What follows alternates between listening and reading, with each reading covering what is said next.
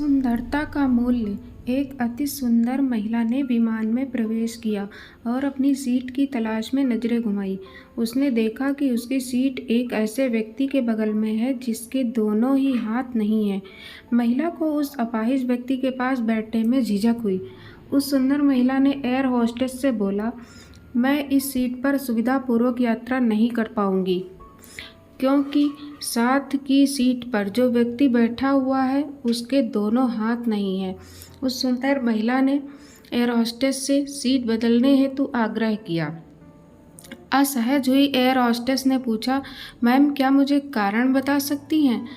अति सुंदर महिला ने जवाब दिया, मैं ऐसे लोगों को पसंद नहीं करती। मैं ऐसे व्यक्ति के पास बैठकर यात्रा नहीं कर पाऊंगी। दिखने में पढ़ी लिखी और विनम्र प्रतीत होने वाली महिला की यह बात सुनकर एयर होस्टेस अचंभित हो गई। महिला ने एक बार फिर एयर होस्टेस से जोर देकर कहा कि मैं उस सीट पर नहीं बैठ सकती, अतः मुझे कोई दूसरी सीट दे दी जाए। एयर होस्टेस ने खाली सीट की तलाश में चारों ओर नज़र घुमाई पर कोई भी सीट खाली नहीं दिखी। एयर होस्टेस ने महिला से कहा कि मैडम, इस इकोनॉमिक क्लास में कोई सीट खाली नहीं है, किंतु यात्रियों की सुविधा का ध्यान रखना हमारा दायित्व है, अतः मैं विमान के कप्तान से बात करती हूँ। कृपया तब तक थोड़ा धैर्य रखें। ऐसा कहकर हॉस्टेस कप्तान से बात करने चली गई। कुछ समय बाद लौटने के बाद उसने महिला को बताया, मैडम, आपको जो असुविधा हुई उसके लिए बहुत खेद है।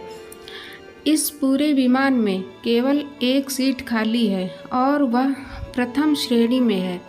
मैंने हमारी टीम से बात की और हमने एक असाधारण निर्णय लिया। एक यात्री को इकोनॉमी क्लास से प्रथम श्रेणी में भेजने का कार्य हमारी कंपनी के इतिहास में पहली बार हो रहा है।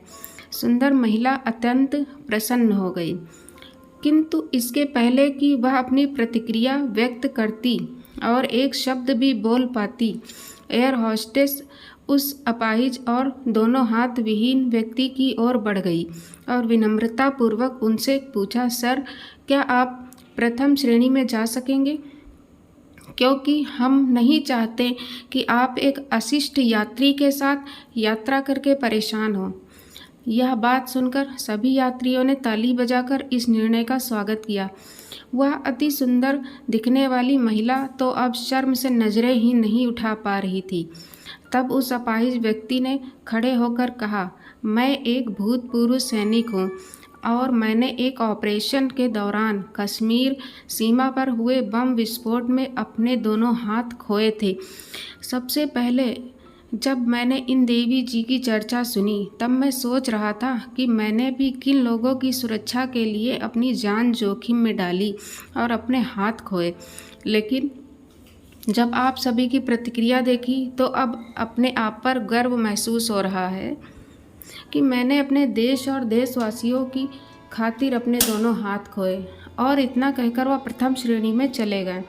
सुंदर महिला पूरी तरह से शर्मिंदा होकर सर झुकाए सीट पर बैठ गई। अगर विचारों में उदारता नहीं है तो ऐसी सुंदरता का कोई मूल्य नहीं है। जय हिंद दोस्तों।